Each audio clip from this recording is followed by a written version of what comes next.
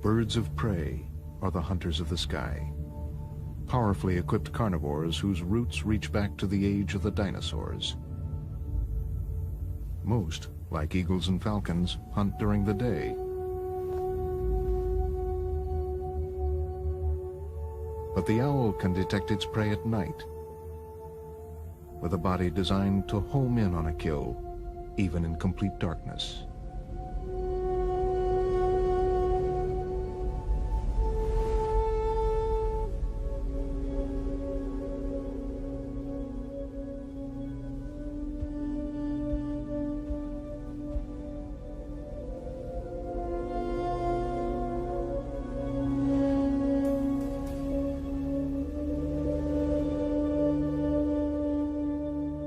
Vultures are hunters too, though they prey on the dead. These voracious scavengers work together to strip the carcasses of large animals.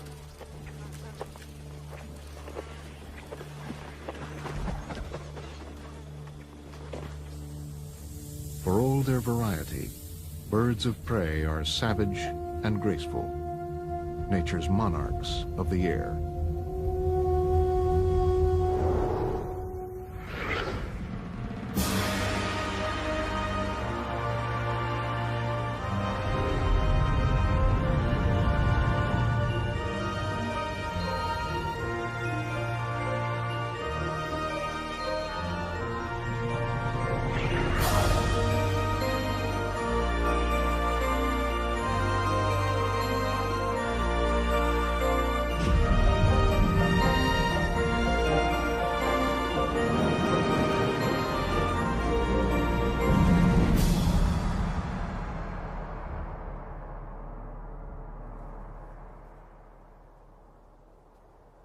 Scotland in April, and a late snow covers the ground.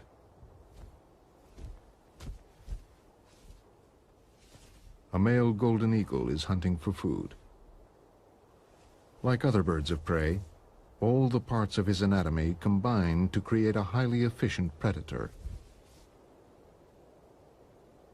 Strong talons for grasping prey, a muscular chest, and powerful wings which help him lift it, and a sharp beak for tearing it open. These are the defining features of birds known as raptors.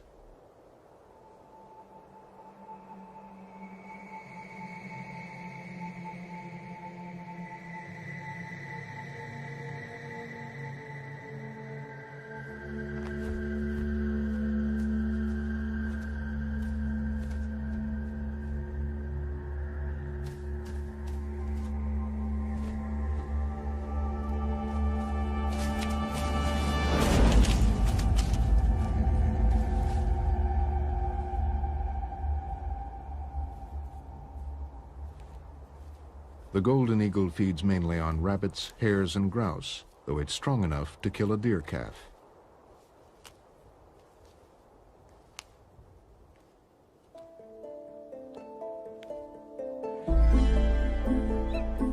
Golden eagles are among the largest birds of prey. They can measure 3 feet from beak to tail, with a wingspan of 7 feet. As in most birds of prey, the female is larger than the male.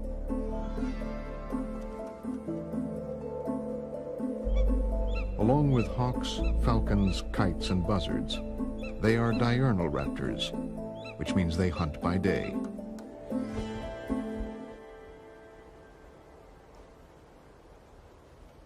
High up on the sides of a Scottish cliff, golden eagles nest in an eyrie. The female is feeding her young.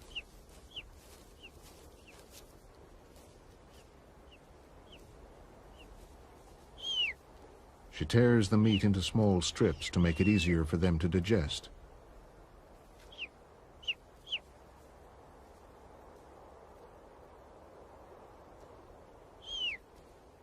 However, the mother is unable to leave the nest to hunt. The thin down on newborn chicks provides little insulation, and they are vulnerable to the cold, so the mother must keep them warm by brooding.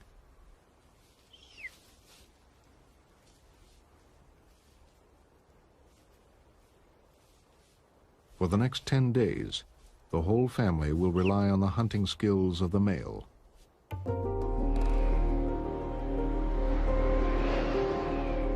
Birds of prey need patience, stealth, and above all, keen senses. Eagles rely on their sight.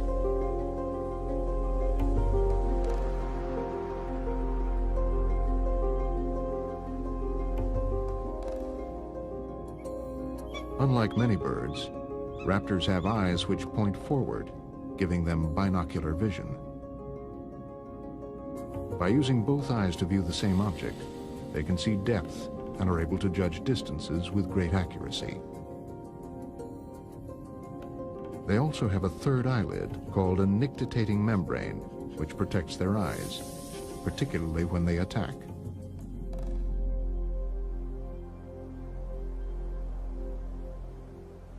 For centuries, people have known that birds of prey have good eyesight, hence the expression, eagle-eyed. But until 20 years ago, no one had tested their vision scientifically.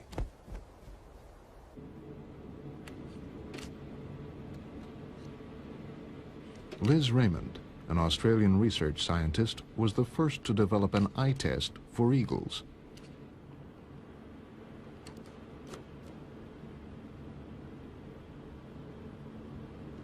The biggest difficulty with testing any animal's vision is that you can't talk to them directly, so it all has to be done by indirect means.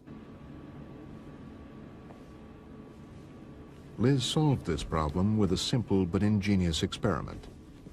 In the first stage, she trained an eagle to distinguish between images projected onto two screens. They have two choices. One is the black and white line of equal widths, and the other one is a projection of a homogeneous grey field. And what you ask the eagle to do after a lot of training is to fly to the black and white lines, and if the bird does that, then he would receive a food reward. Liz then made the black and white lines progressively thinner.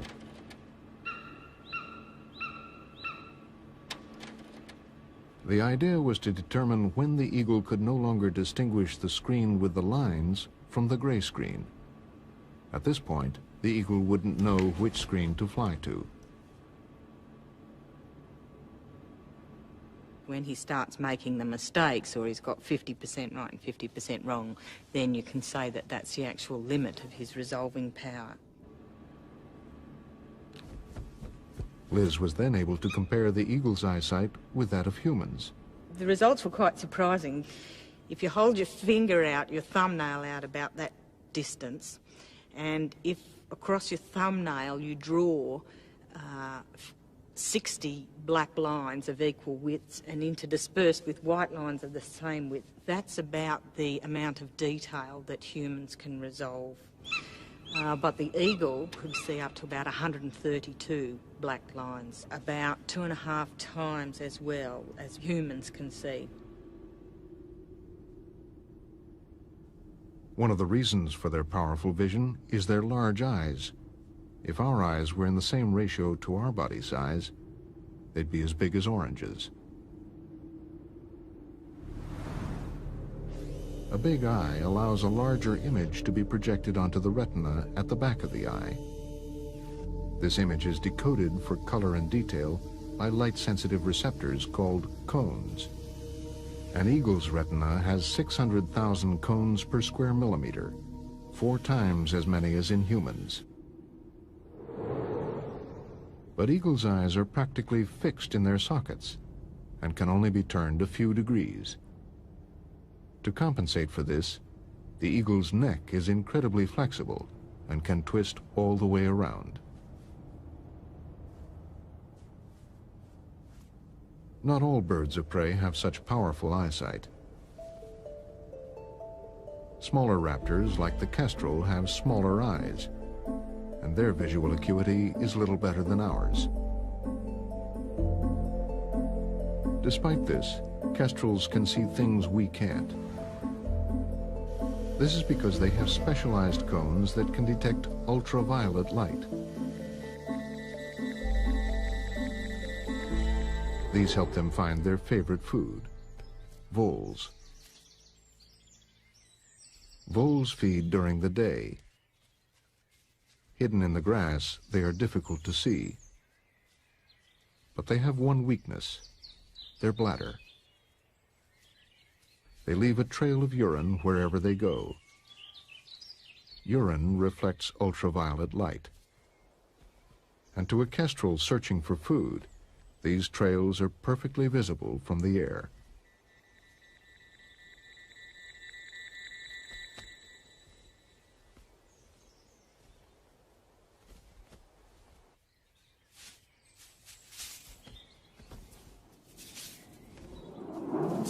This time, the vole escapes.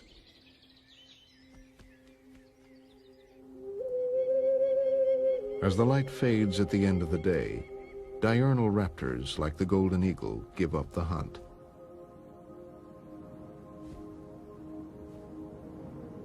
Their eyesight is adapted to work best in bright light. In low light, their vision is worse than ours, and they are unable to see their prey.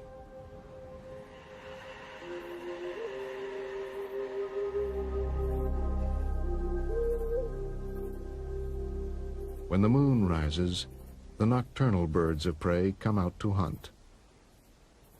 Barn owls are completely at home in the dark.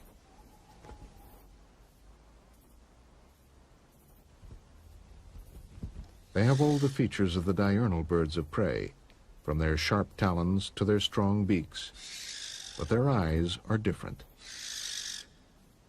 In low-light conditions, they are 100 times more sensitive than ours. Still, there are times when even a barn owl's eyes are not sensitive enough for hunting.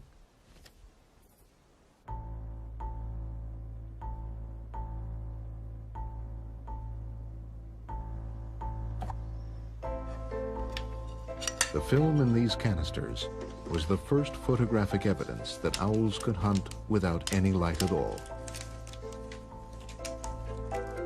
In 1957, Roger Payne of Cornell University carried out an unusual experiment.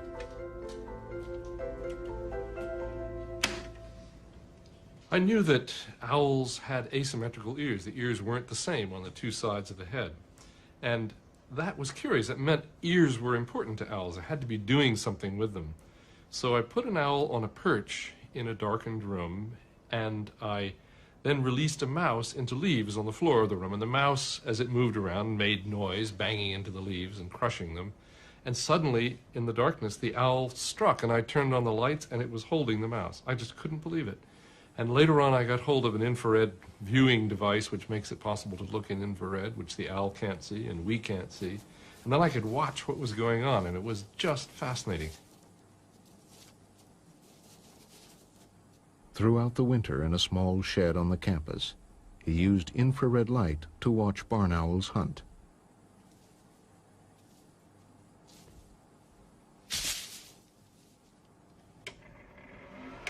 He recorded what he saw on infrared film.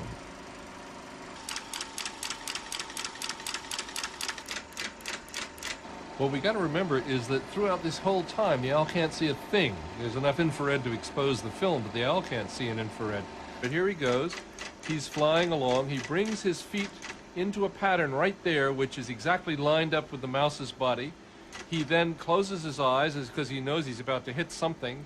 He lands, and he's missed. The mouse is sitting right next to him, not 2 inches from his foot, but he can't see it. So he folds his wings. Ooh, and then he looks at the mouse because the mouse has just made a sound. And now he leans way forward. He's 6 inches from it. And at this moment, he does a curious thing. He brings his feet from the floor all the way up and puts them out like that because it's the only way he can line them up with what he's hearing. Here he goes. Wham, he nails it right there.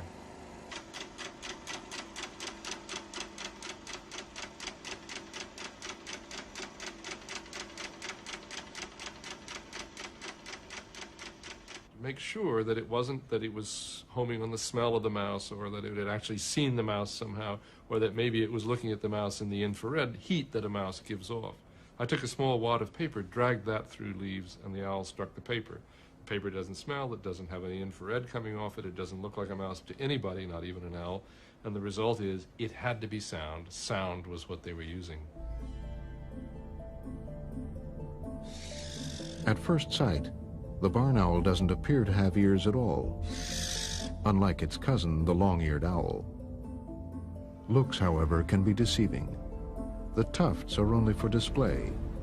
Its real ears, like the barn owl's, are hidden under the feathers alongside its eyes.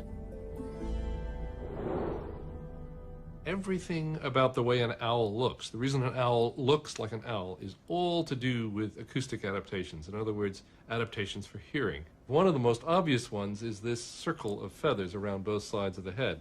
Actually, this is one parabola to collect sound for this ear, and this is another parabola to collect sound for that ear, which is actually very much like cupping your hand behind your ear as a means of collecting more sound.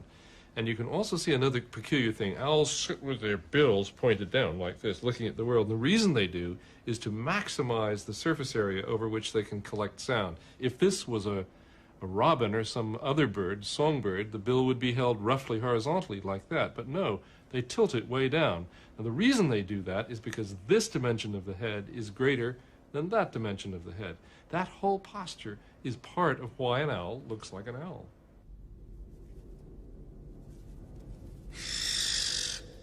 The barn owl locates the direction of a sound in two ways. When the mouse makes a noise, the sound reaches one ear a fraction of a second before it arrives at the other. This minute time difference enables the owl to work out the left-right direction of the mouse.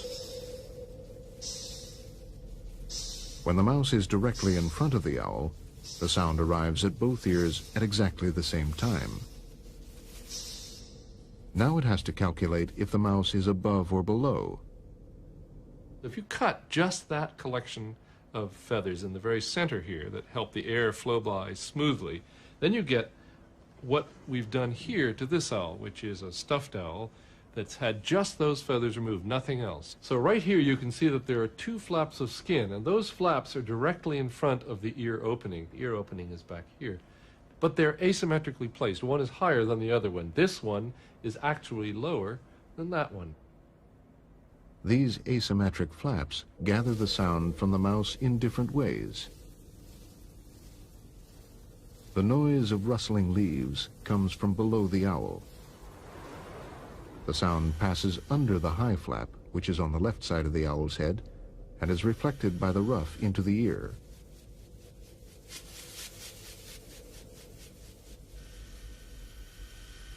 The low flap on the right side deflects the sound coming from below. When the sound is louder in the left than the right ear, the owl knows it's coming from below. By combining the up-down with the left-right information, it pinpoints the mouse with great precision.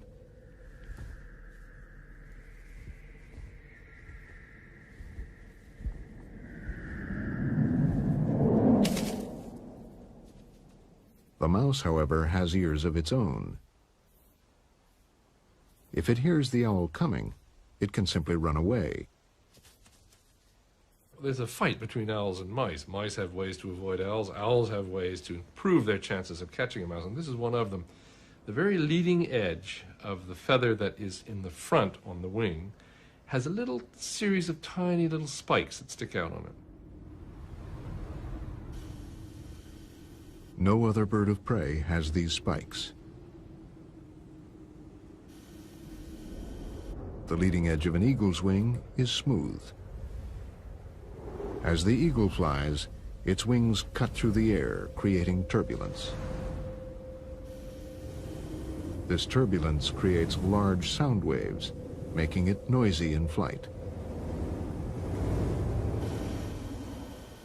When an owl flies, the tiny spikes on its wings break down the air into smaller spirals called microturbulence.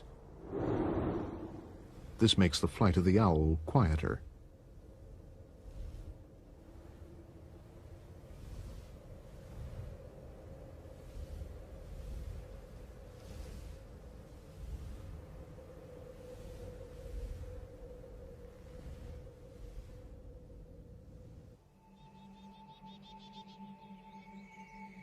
Sharp hearing also helps an owl hunting in daylight. The great gray owl lives in northern latitudes, and in the winter months, its prey is hidden beneath a blanket of snow. But the snow offers no real protection.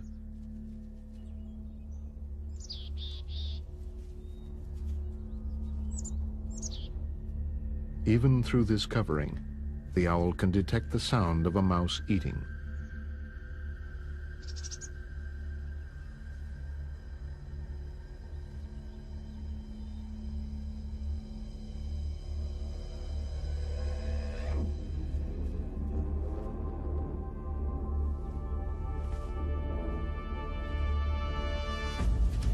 The great gray owl, like all birds of prey, has senses finely adapted to its environment.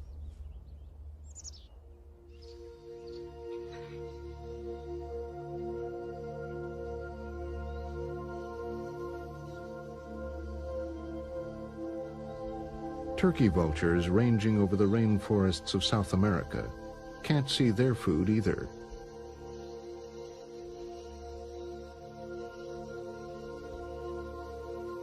The dense canopy of trees covering the ground hides animal carcasses from view. So how these scavengers were able to locate food remained a mystery until the late 1930s.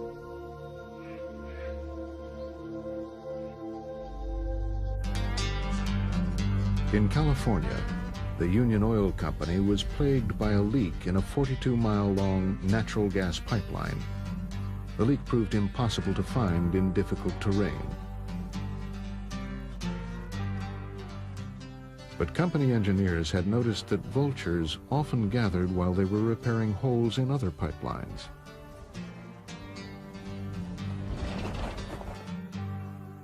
So on a hunch, the engineers from the gas company traveled along the pipeline. Eventually, they saw turkey vultures circling in the distance. When they reached the spot, they started digging.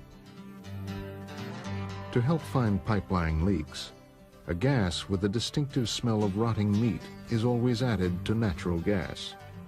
It was this that attracted the vultures. At the bottom of the hole, the engineers found the broken pipe.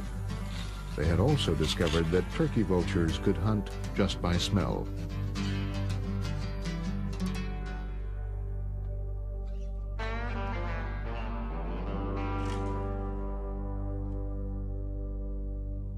Turkey vultures have nostrils so large, you can see right through them.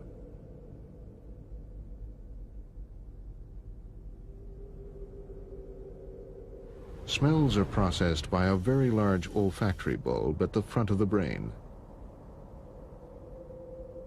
The bulb is so sensitive, it enables the bird to detect the direction a smell is coming from.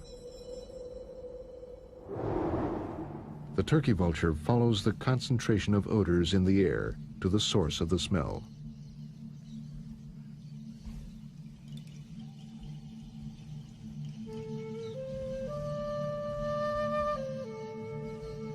This acute sense provides a service to other vultures. While the turkey vulture flies low over the forest canopy, the other vultures soar high above, waiting and watching. These birds have a less developed sense of smell and rely on the turkey vulture to guide them to the food.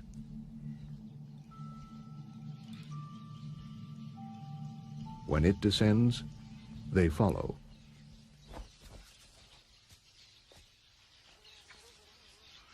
Although first to the prey, the turkey vulture isn't strong enough to rip through the skin of this large rodent. It is soon joined by black vultures, which are also unable to pierce the hide.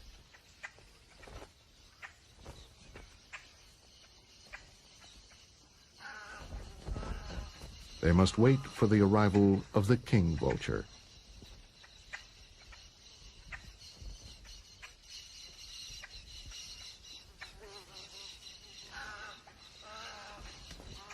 Like the black vultures, the king vulture has a weaker sense of smell but it does have a strong, sharp beak.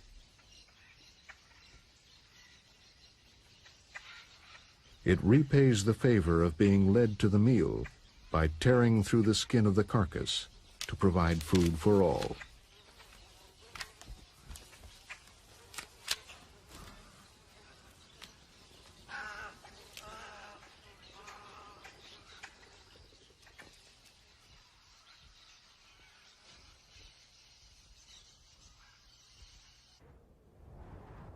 Back in Scotland, it is May.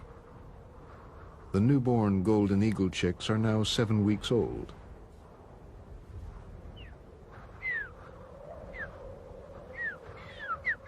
They still need feeding twice a day, but now they can be left alone on the Erie.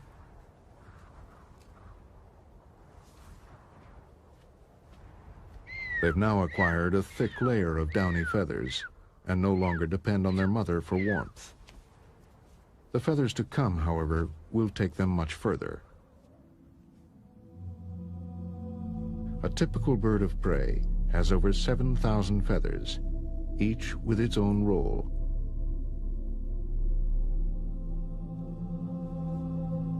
Some insulate the bird from the cold, others waterproof it from the rain. And then there are those that provide lift for flying. Before a bird flies, it raises and untangles its feathers, putting each one into place, ready for flight.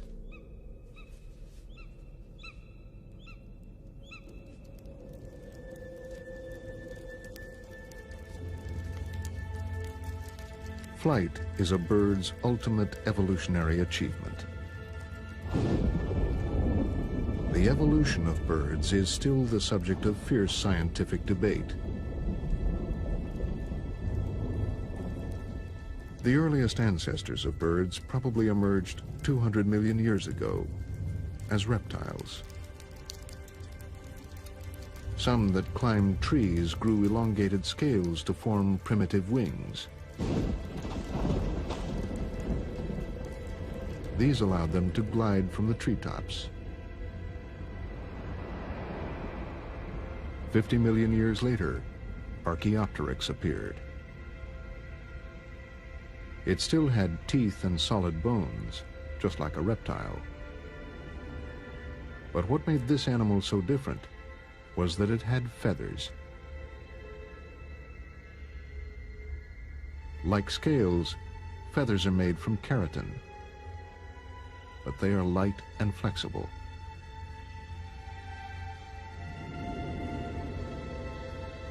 Archaeopteryx did more than glide. It could fly. Flight improved over the next 75 million years, as every possible ounce was trimmed from what were now the birds. To save weight, they even lost their teeth. Bones became hollow, strengthened with a honeycomb of trusses.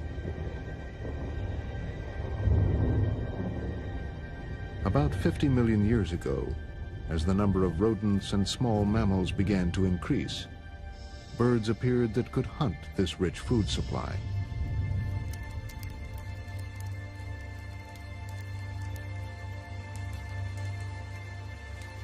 The modern bird of prey was born.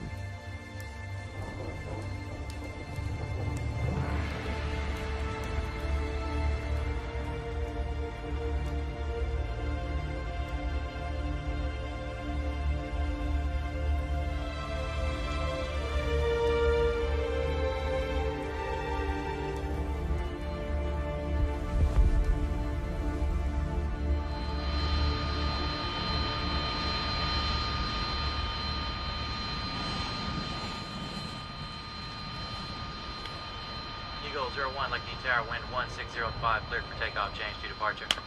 Eagle 01, cleared for takeoff, change to departure.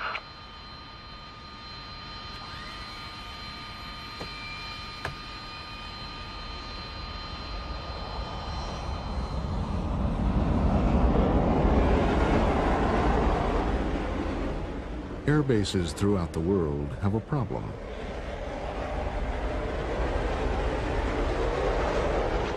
The short grass around an airfield attracts flocks of hungry birds. Just one bird flying into the engine of a jet can cause it to crash. The most dangerous time is when planes are coming in to land. Wardog 3-1, clear land runway 24, wheels down. And Wardog 3-1, expect possible go around short final. We have a small flock of birds crossing the runway left to right. Approach in. Bird control 1, Lake and Heath ground. Lake and Heath ground, go ahead, please. The U.S. 48th Fighter Wing, based in England, keeps peregrines and other falcons on standby. Bird control 1, we need you to proceed out to runway 24 at the approach end. We have a small flock of birds sitting on the runway approach end.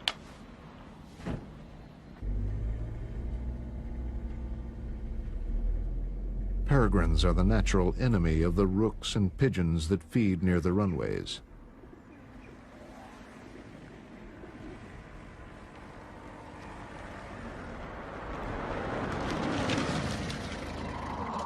A tape recording of a distressed bird is often not enough to scare the flock. But the release of a peregrine has a dramatic effect.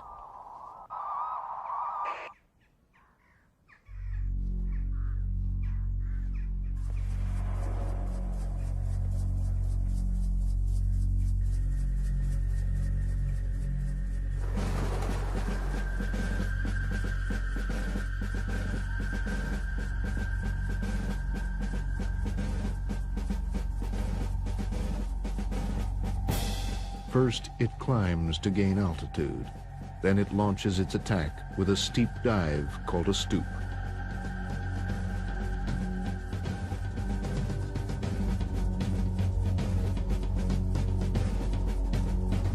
A peregrine falcon in a stoop is the fastest animal in the world. A team in Germany has measured its speed at 217 miles per hour.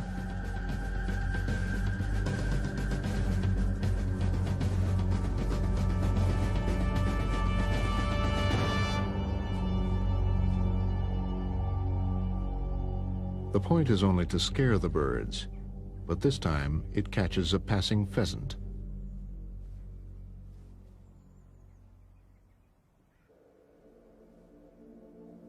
A peregrine's strong wings are designed for maneuverability, but it depends on speed to catch its prey in the air.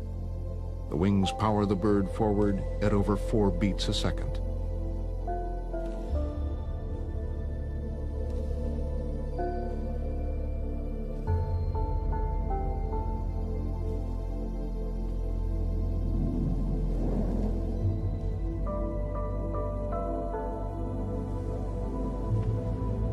An eagle's wings are not designed for speed.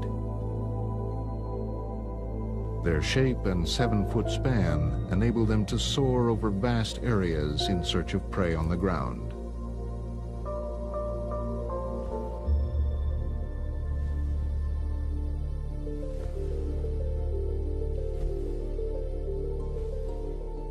But one thing the eagle and the peregrine have in common with other birds of prey is that they strike with their feet.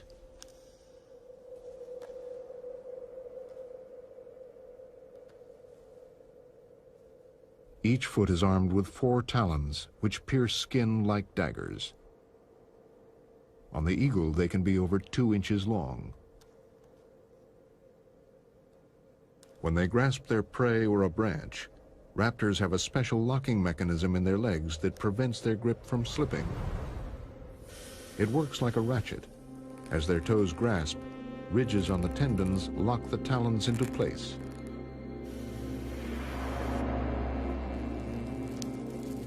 When it wants to let go, the bird pulls the outer sheath away from the tendon, and the grip is released.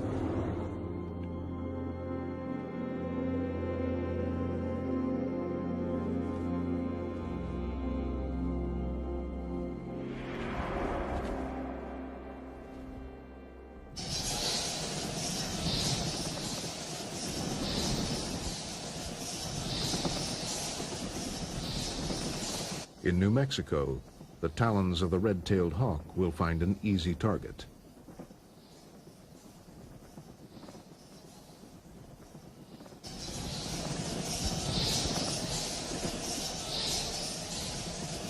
As the sun goes down, Mexican free-tailed bats stream out of their cave to start a night of feeding.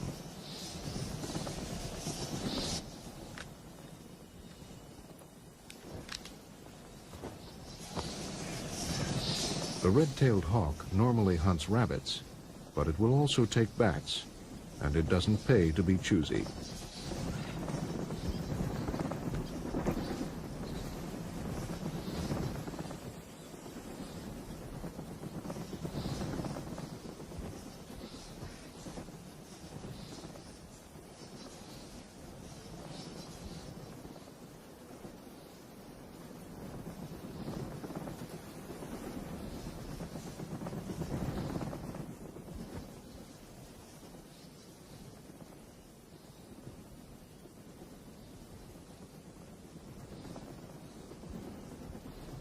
Raptors eating their prey have the skills of an experienced butcher. A hungry eagle can strip the bones of a rabbit in 15 minutes. Birds of prey are fast eaters. On the ground, the peregrine is vulnerable to predators, so it needs to eat quickly. It swiftly plucks the feathers of this pheasant to get at the flesh below.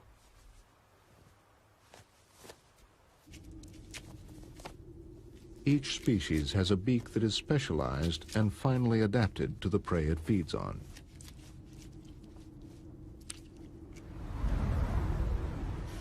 An eagle's beak has a sharp hook at the end, able to cut into meat like a knife point. And the sides of the beak have razor-sharp edges to tear flesh away from the carcass.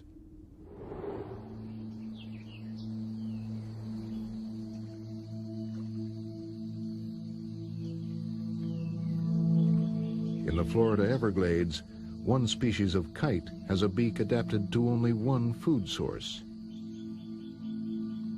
The snail kite feeds on apple snails.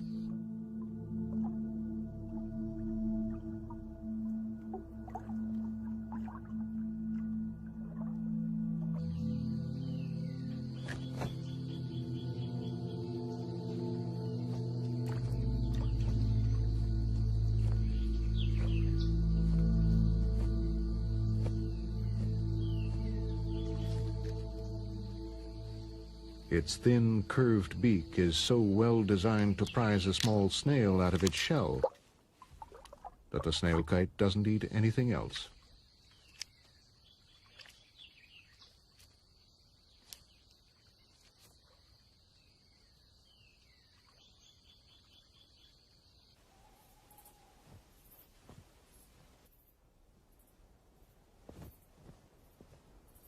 While larger birds of prey eat their food where they find it, smaller raptors, like owls, carry their catch to somewhere safe.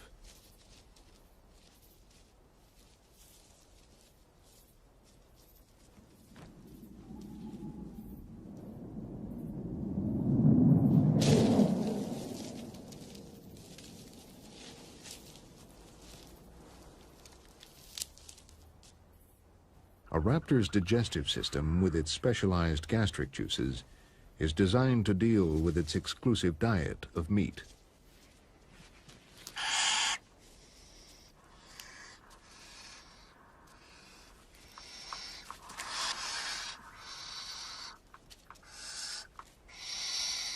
Even as young chicks, barn owls swallow their prey whole.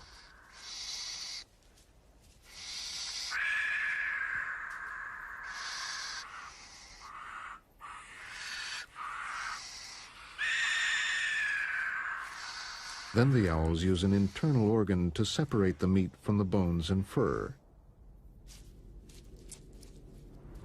Instead of teeth to break up the food, owls have a gizzard, a muscular stomach that grinds up the food. The meat is digested by acids, and the bones and fur are molded into pellets and regurgitated. Dissecting a pellet reveals the owl's diet. In a typical week, it will eat 12 voles, 14 mice, and 8 shrews.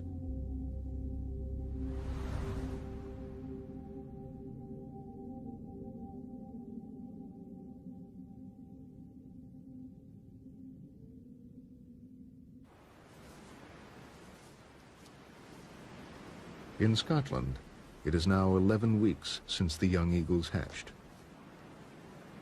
This down feather is all that's left of the bird's juvenile coat. Their black and white flight feathers have grown, and the birds are just mature enough to fly. The parents are starting to leave the young birds to fend for themselves. If they don't fly soon, they'll starve.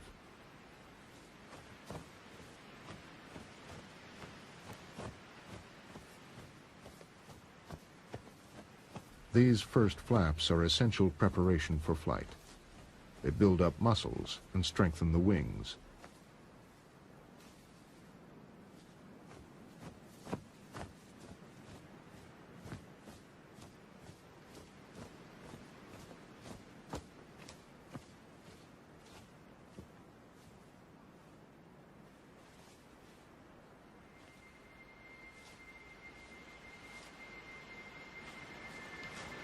The eldest chick finally gets up the courage to take to the air.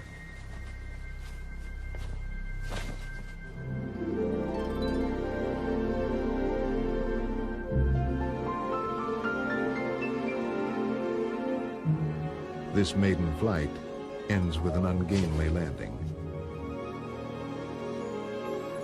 For any bird of prey, the first year is the toughest in its life. Over half will die in their first 12 months. Mainly due to starvation.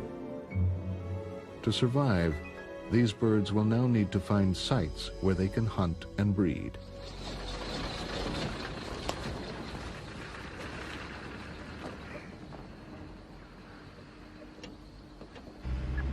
Zoologist Mike McGrady has spent 5 years studying eagles in the Western Highlands of Scotland. He's used tracking techniques to build the most detailed picture yet of the movements a young eagle makes once it has left the nest.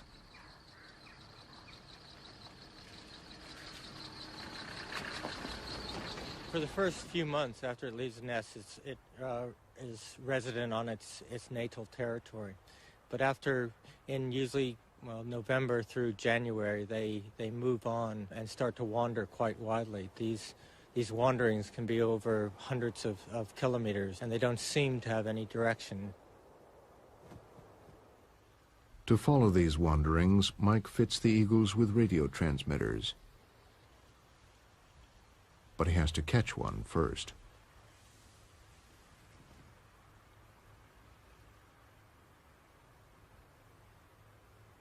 "80 yards from the hide, Mike has baited the trap with a dead rabbit.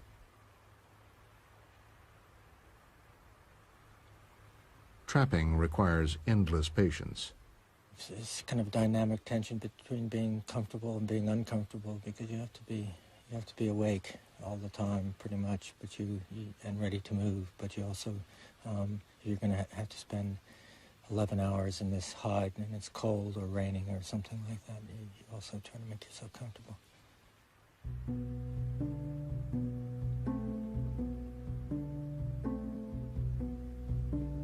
This is the 6th day of watching and waiting.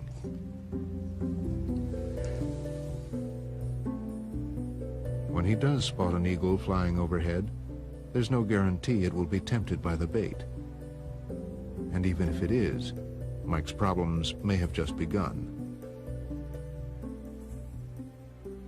We then have to wait until the eagle is exactly in the right position, because one is always concerned that the eagle will be injured by our trapping methods.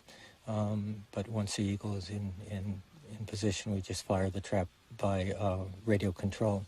Unfortunately, sometimes the eagles spend half an hour in the wrong position, but in the trap, and we never catch them.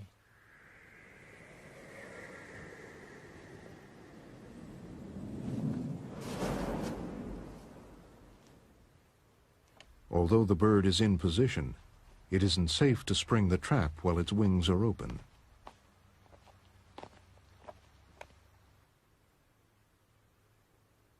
Finally, it folds its wings.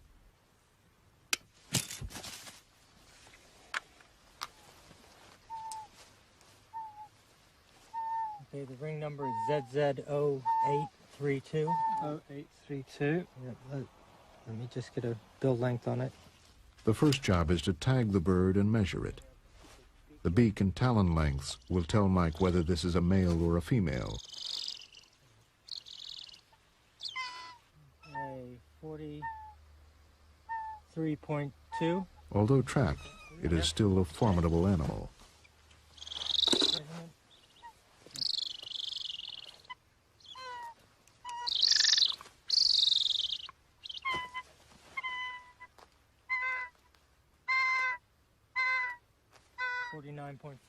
This bird has a short beak and talons, and so Mike knows it's a male.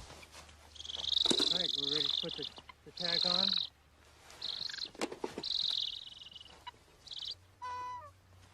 He fits the lightweight radio transmitter that will eventually detach itself from the bird.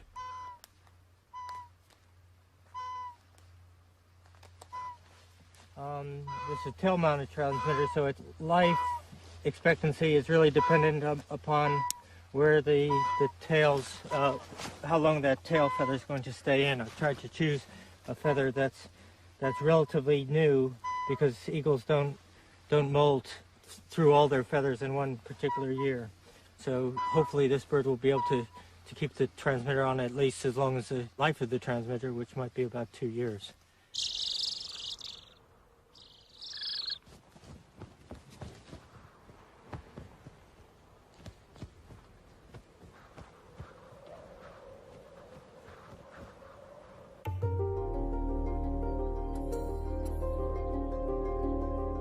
There are about 450 breeding pairs of eagles in Scotland.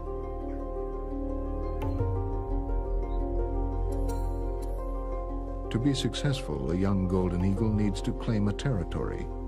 But what if all the good sites are already taken?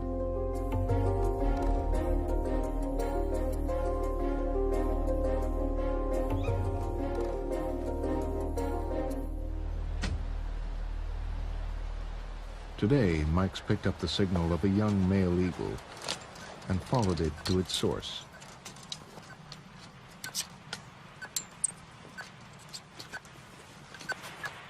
The territory of this golden eagle is 7 miles long and 5 miles wide.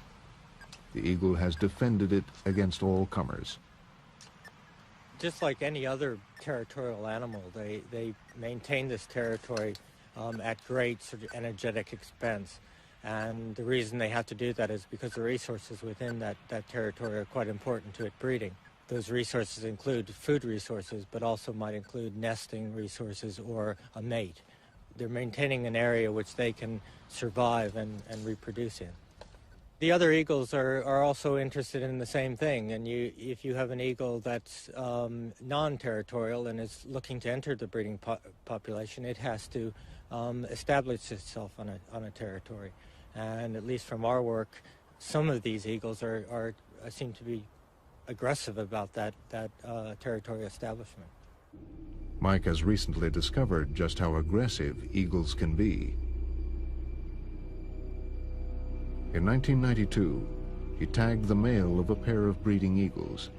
He tracked the bird for a year and a half until he eventually lost contact. Some months later, we picked up a very strong signal on this bird and followed the signal in to find the bird dead and quite decomposed.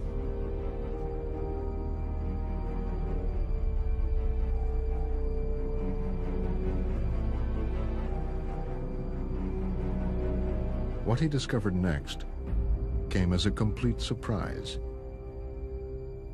Once we cleaned up the skull and the whole skeleton, we sort of realized what had caused this bird to die. It had obviously received a wound from probably another eagle. Must be another eagle. I can't imagine anything else inflicting a wound like that on an adult golden eagle. This eagle was killed for its territory. How often this occurs, no one knows. But a young male eagle has now taken over the territory.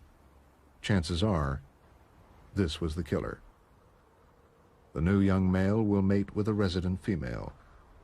He will learn from her where the best hunting sites are and benefit from her experience. When she dies, he will stay in the territory and acquire a new mate. In this way, territories have been handed down in an unbroken lineage, stretching back centuries. All birds of prey share an evolutionary legacy. Whether they're hunting or scavenging, flying or gliding, they are the ultimate aerial predators.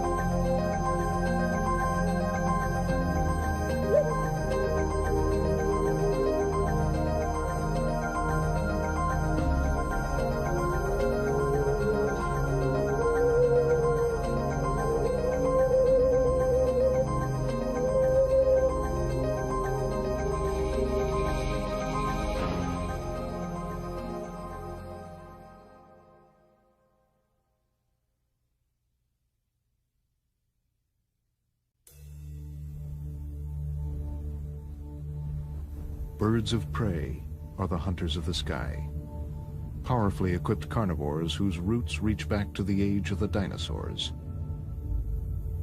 Most, like eagles and falcons, hunt during the day.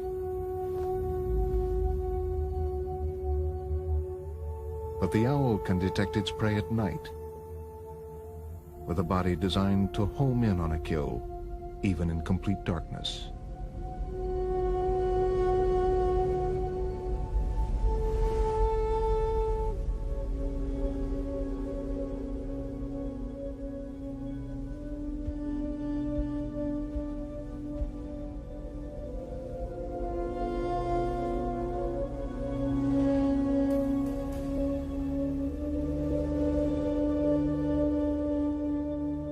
Vultures are hunters too, though they prey on the dead. These voracious scavengers work together to strip the carcasses of large animals.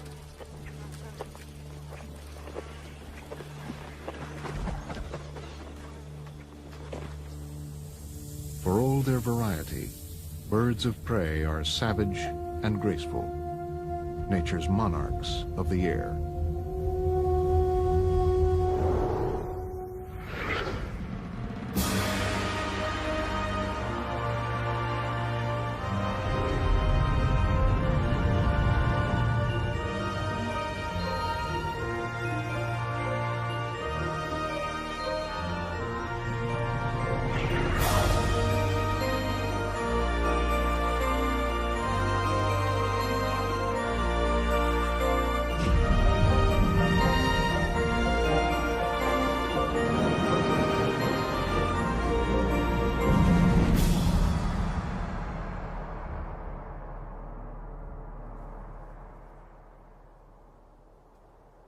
Scotland in April, and a late snow covers the ground.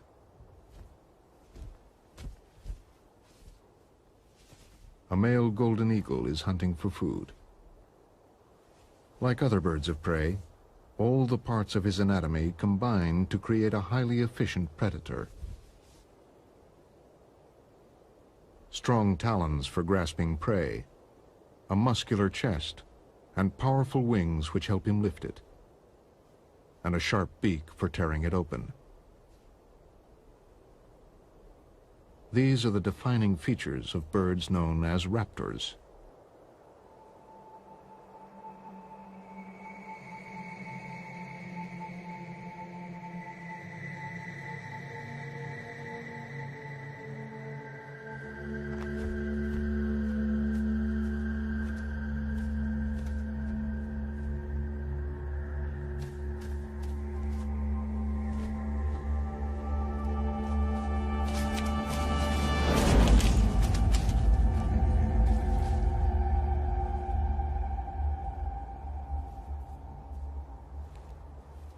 The golden eagle feeds mainly on rabbits, hares, and grouse, though it's strong enough to kill a deer calf.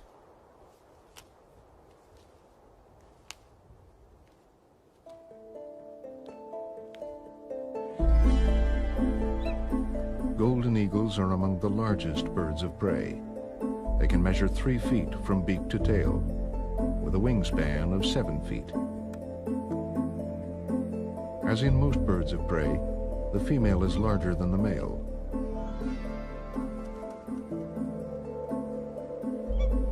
Along with hawks, falcons, kites, and buzzards, they are diurnal raptors, which means they hunt by day.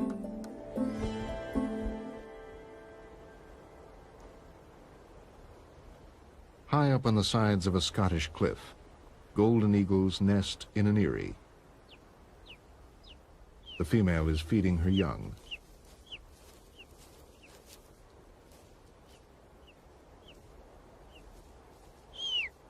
She tears the meat into small strips to make it easier for them to digest.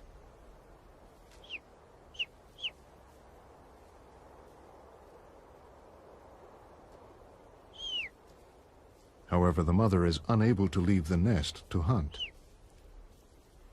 The thin down on newborn chicks provides little insulation, and they are vulnerable to the cold, so the mother must keep them warm by brooding.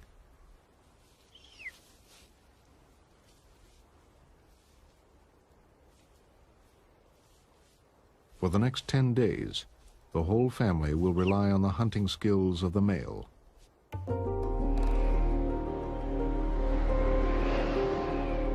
Birds of prey need patience, stealth, and above all, keen senses. Eagles rely on their sight.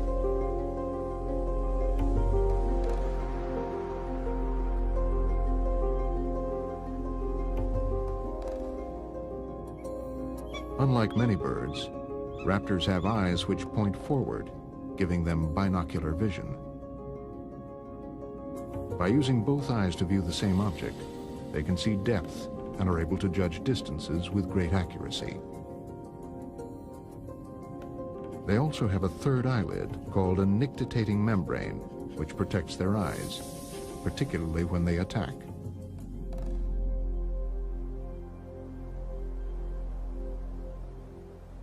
For centuries, people have known that birds of prey have good eyesight, hence the expression eagle-eyed. But until 20 years ago, no one had tested their vision scientifically.